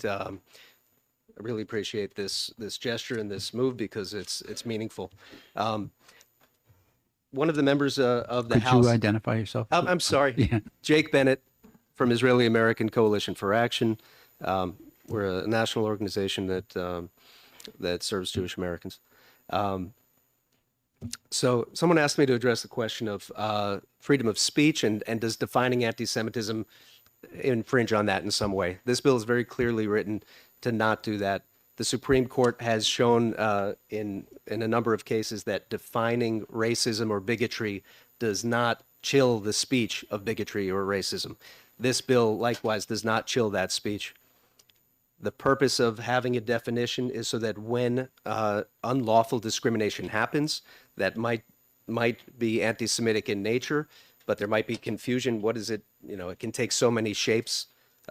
Anti-Jewish racism, conspiracy theories, religious-based anti-Semitism. This definition helps break it down. National origin, based on someone's national origin connection to Israel or support for Israel. So that's what this definition does. A person can still go down the street saying whatever hateful things they want about the Jewish people, the Jewish religion, the state of Israel. That is not illegal. This bill doesn't criminalize speech. But if that person then unlawfully discriminates against a Jewish New Hampshireite and the courts say, I'm confused by what's going on, well, here's a definition you can reference. It also will help the state be in line with federal law because right now this definition is being used for Title VI, and there are currently bills in Congress to bring it also to Title VII through executive order. Back in September, it was applied to all the federal departments that didn't yet use this definition. It's been applied by the last 4 administrations successively into different departments. President Obama brought it into Department of State, President Trump into Department of Education, and then President Biden into several other departments. So just to take another minute to talk about the crisis that's going on around the country and to put it in perspective. How deep and wide is this crisis? Congress and the White House are beginning to talk about applying Title VI penalties to schools who are not standing up to civil rights infringements targeting Jews. The gaslighting that's been happening on campuses has been called out in congressional hearings. Ivy League college presidents have been reprimanded in those hearings and in the national press for sweeping the problem under the rug for so long, for pretending that calls for genocide of Jews, whether in Israel or globalizing the Intifada, that those are not anti-Semitic. It should be noted that the word intifada has a meaning. It means violent attacks and lynchings of Jewish people. And in Israel, there have been over 1,500 Jews lynched through mob violence or killed in terror attacks under intifada. So on campuses here, we have students calling to globalize the intifada, localize the intifada. Commentators on national news outlets are calling out the double standards evident in the non-application of campus codes of conduct when it comes to anti-Semitism. We know that no school would allow protests on campus to persist for more than a day that called for the lynching of Black or LGBTQ students. Yet those protests have been going on, calling for lynching of Jews for more than 7 months since October 7th. At the start of the Passover holiday last week, the president of Columbia University sent out an email to all students telling Jewish students they should remain home or could remain home for the rest of the semester because it was dangerous for them on campus, and the school wasn't taking action. And actually, last night they did and arrested a number of the protesters. It turned out that many of them were not even students; they were organized, paid protesters from outside. A couple of days ago, a girl at Yale, a student at Yale, was stabbed in the eye by a flagpole of one of these protesters holding a Palestinian flag, stabbed her in the eye. She's in the hospital being treated. Another gentleman walked through the CUNY New York campus with an American flag, and he was punched and headbutted and thrown down a flight of stairs. The examples go on. In the 3 months that I have data for between October 7th and January 7th, there were an average of 34 anti-Semitic incidents per day across the country. These 3,291 incidents included 56 incidents of physical assault, 554 incidents of vandalism, 1,347 incidents of verbal or written harassment, and 1,307 rallies that included both anti-Semitic rhetoric and expressions of support for terrorism against the state of Israel and or Jews generally. So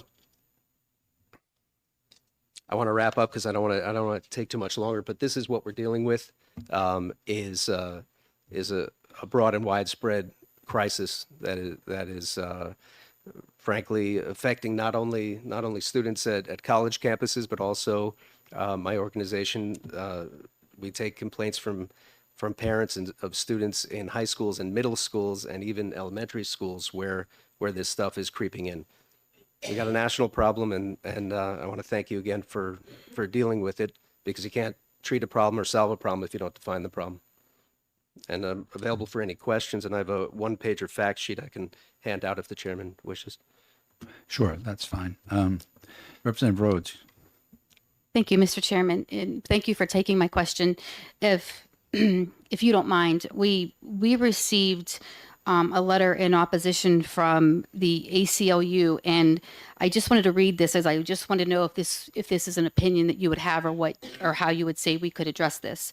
It says, if the state were to adopt this definition, government officials could likely silence a range of protected speech, including criticism of the Israeli government, treatment of Palestinians, analogies likening Israel policies to those of Nazi Germany, and it goes on to talk about that's protected, whether or not we agree or not.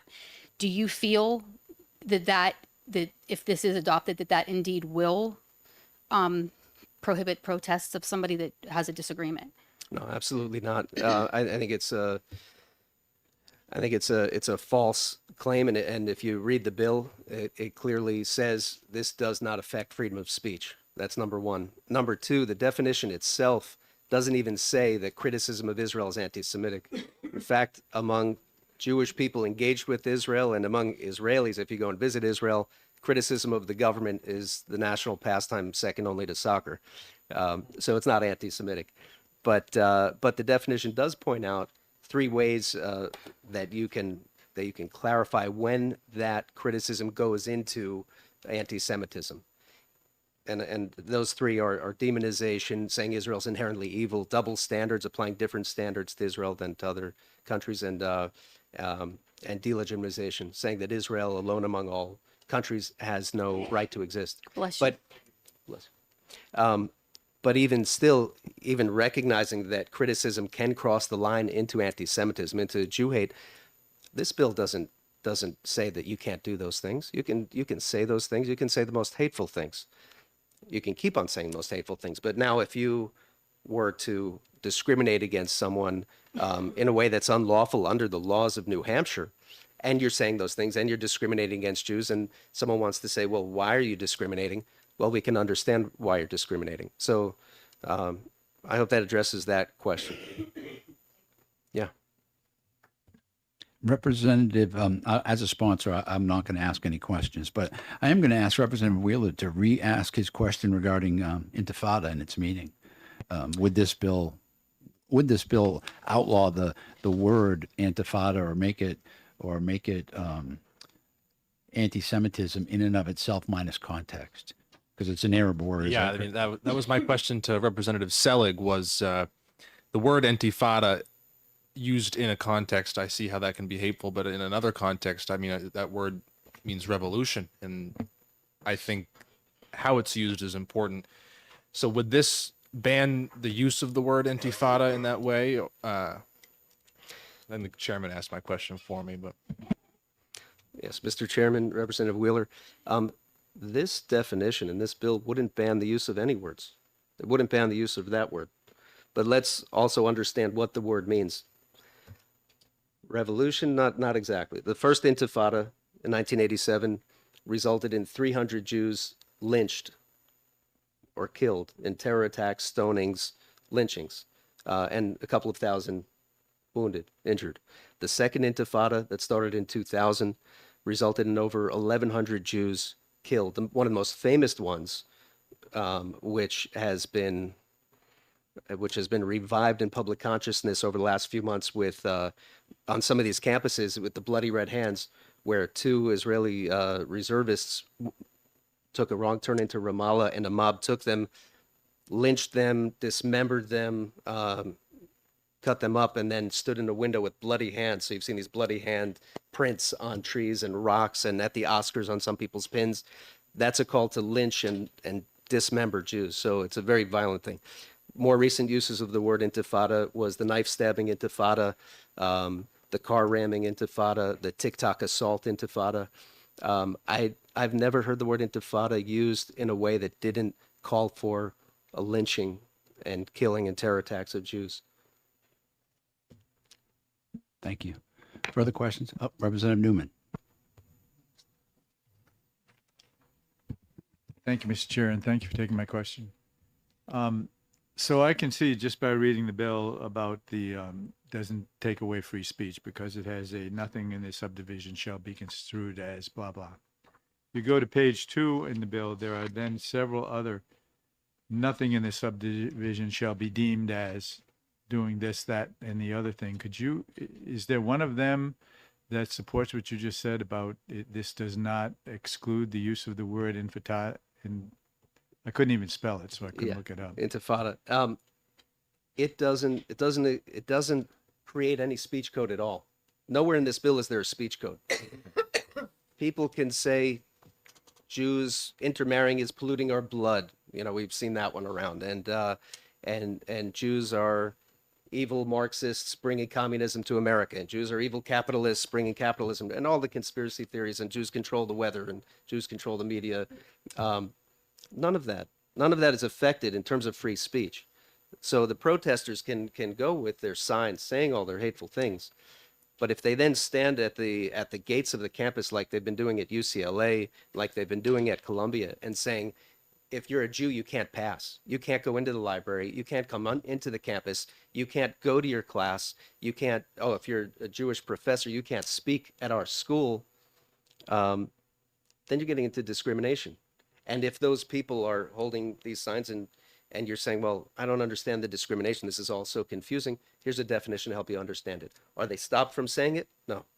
Their freedom of speech is there, but their freedom to breaking the law, unlawful acts, that's not freedom of speech. That's not First Amendment. Thank you. Yeah. Questions? Representative Sitek, then Representative Muse. This is not right on the bill. But I'd like to ask this because of your national experience. The events of the past months alarm me because is anti-Semitism on the rise, or is it just being revealed? What is your sense of that, if I may ask? Yeah, that's a good question. I think it's both. I think there's a few streams going on here. One, the attack of October 7th was so bloody and horrific. 1,200 people killed, horrible genital mutilations of women, infanticide of babies in the most horrible ways, mass gang rapes of hundreds of women, hostages taken. Many of the ones who were returned came back pregnant, impregnated by their rapists. One of them was tested with, had 76 different DNA specimens in her. She had been gang raped by 76 people.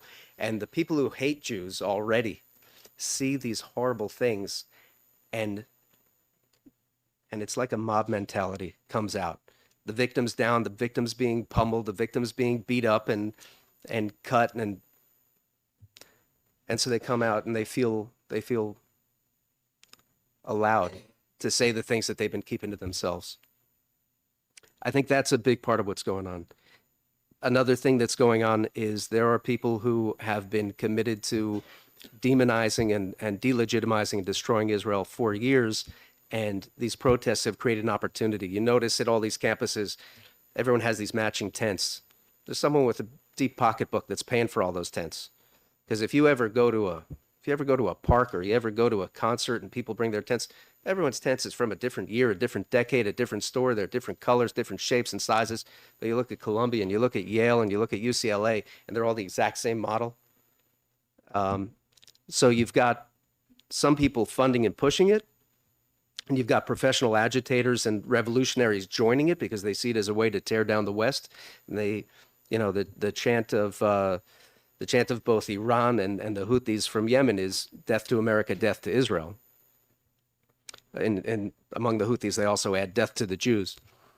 So that's another factor. And then a third factor going into this is you've got a lot of young people in America and at college campuses and even at Ivy League schools who don't understand basic American values and morals, and they were raised thinking that somehow there's something good about being a revolutionary. Well, maybe when there's oppression or tyranny, yeah, but they're joining in because they don't know any better. So, I mean, you've seen that too in interviews of these protesters where journalists come and ask them, tell me what you know about Israel and Palestine. When did you start following this? And you'll see kids say, actually, I don't know too much, and I'm just here because I want to do the right thing, but I don't know who's who. I don't know what's what. I mean, I see it in, frankly, I've read the resolutions that are being passed around, and these are organized through national organizations and international organizations. The resolutions on college campuses about colonialism and indigenous rights, and you go through all of the preamble and the whereases, and there's like a complete denial of even Jewish identity and Jewish history, and they don't understand who Israel is. They don't understand who the players are at all. I mean, Jews with a 4,000-year-old history in Israel. 100 years ago, at the end of World War I, there was a movement to get rid of imperialism and colonialism and create indigenous rights and local rights. And Israel was created out of that. A lot of people look at 1948, the actual independence, but it started in 1920 with the San Remo Conference. The Ottoman Empire gave up a vast empire, and it was divvied up to give independence to indigenous groups. Now you've got college kids saying the Jews are somehow colonialists because some of them lived in Morocco and Algeria and Tunisia and Russia, and so they use this language of colonialism when really it was a restoration of Jewish sovereignty. That's the language that was used by the League of Nations, a restoration of sovereignty for the indigenous people of Israel, so where's this anti-Semitism coming from? Some of it's ignorance and people getting on the bandwagon, and then there's also funding that is going, right now to the Palestinian Authority that's being funneled to anti-Semitic groups in America and Europe to push these narratives. So there is this false narrative going on Kids don't even know, they don't even know who the players are, much less who's right and who's wrong. Thank you for that informed answer. And I suppose that would make Catholic bishops colonialists in the Vatican. Representative Muse. Thank you. In our state, we have an enhanced penalty for somebody who actually commits an act which is found to be a hate crime. What are you hoping that the adoption of this definition achieves when it comes to prosecution of crimes like that? So in this particular bill, I think it's written just for anti-Semitic discrimination, not for hate crimes, but you could do that as well. A number of states have. You know, once again, if the definition is adopted for that purpose, it wouldn't be creating a new class. It wouldn't be creating a new law. It would just be about accurate application of the law in the case of anti-Semitic acts, criminal acts. Thank you. Any further questions? Seeing none, thank you for your testimony today. Is there anyone else wishing to testify on this bill who has not turned in a pink card? Seeing none, I close the public hearing again, and we were going to take 10 minutes, and we will come back to vote on this bill.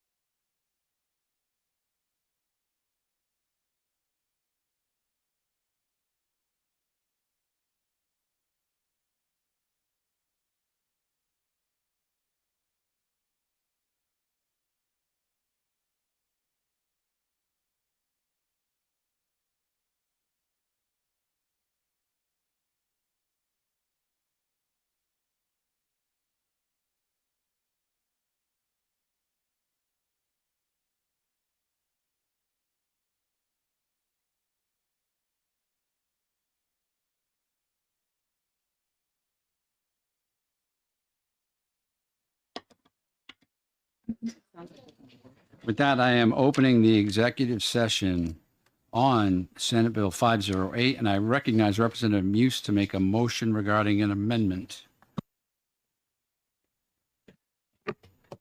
Thank you, Mr. Chair. This is not the amendment we were just talking about. This is an amendment to the original bill that Senator Whitley asked us to put in. In the original bill, one of the things that they neglected to do was to include, let me see, what is the word, the exact wording for that? I think it's certified recovery workers as part of the scope of the bill. So that's what the amendment effectively does, and I ask you to support it. Is there a second?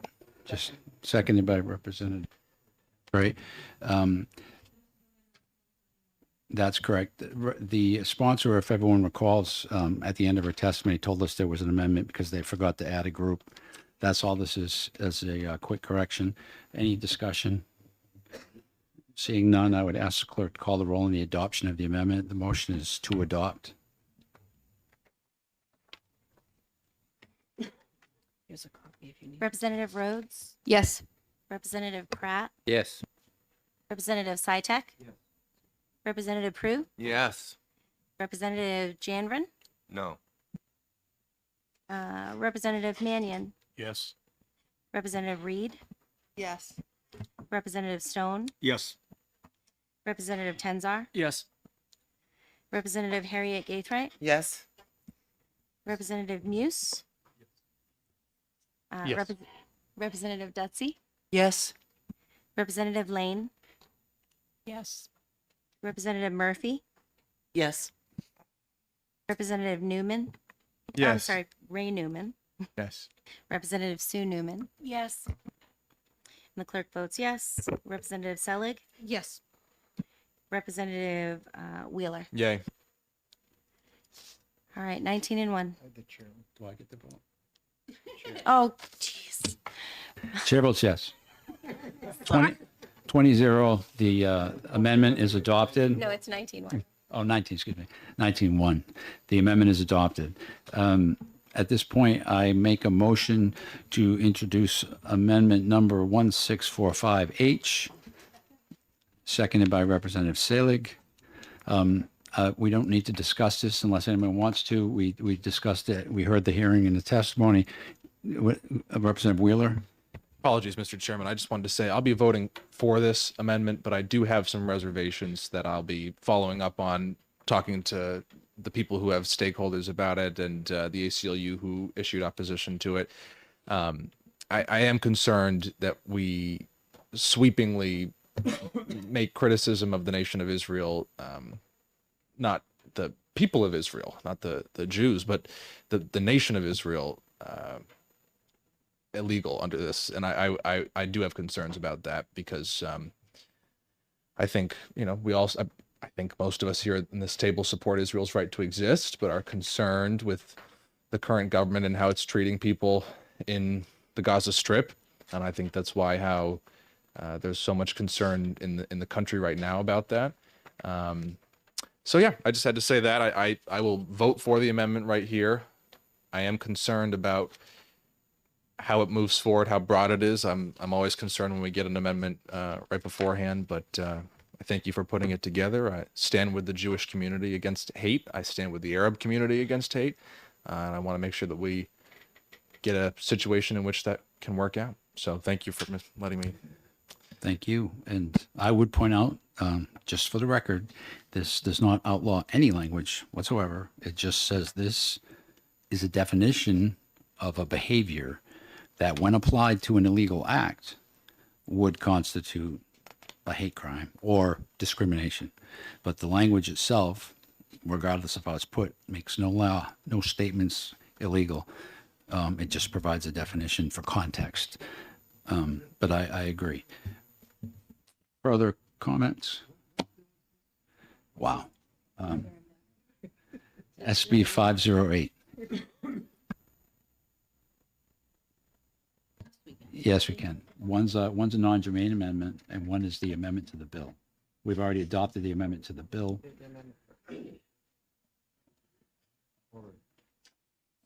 Thank you. Representative Stone. Thank you, Mr. Chair. And I think the efforts are apparently very well thought out that we need to standardize the definition, and it's a prudent measure that I fully support. Thank you. Further. Representative Salig. Thank you, Mr. Chair. I just would say, I appreciate your having brought this forward, and I would have loved to have had the opportunity to co-sponsor it with you initially, and I'm happy to be the second on it now. Oh, yeah, absolutely. And had I had more time myself, I would have included you in it. This was brought to my attention fairly recently, and I felt that it was very important to get it in while we were all here. So that being said, without further discussion, I would ask the clerk to call the roll. The motion on the floor is ought to pass as amended. Wait a minute. Nope. This is to adopt the amendment, another amendment. And I may, just for your edification, after this, I may call for another vote to merge the amendments because, and I'm going to check on that because I want to make sure we're doing it right because Representative Sitek has a point regarding 2 amendments. Yeah, but if we merge them, no. Yeah. Okay. So let's call the roll now on adoption of this amendment. Representative Rhodes? Yes. Representative Pratt? Yes. Representative Sitek? Representative Prue? Absolutely. Representative Jandren? Yes. Representative Mannion? Yes. Representative Reed? Yes. Representative Stone? Yes. Representative Tenzar? Yes. Representative Harriet Gaithright? Yes. Representative Muse? Yes. Representative Dutsey? Yes. Representative Lane? Yes. Representative Murphy? Yes. Representative Newman? Representative Ray Newman says yes. Thank you, Representative. Representative Sue Newman? Yes. The clerk votes yes. Representative Selig? Yes. Representative Wheeler? Yay. And the chair? Chair votes yes. All right, 20-0. 20-0, the amendment is adopted. I hereby make a motion to merge amendments number 1645H and 1781H, seconded by Representative Harry Gathright. Just really quick, for parliamentary purposes, we cannot have 2 amendments to one bill. Therefore, we're merging these so that there's only 1 amendment to the bill. Comments, questions, concerns? Seeing none, I'd ask the clerk to call the roll on adopting the merging of the amendments.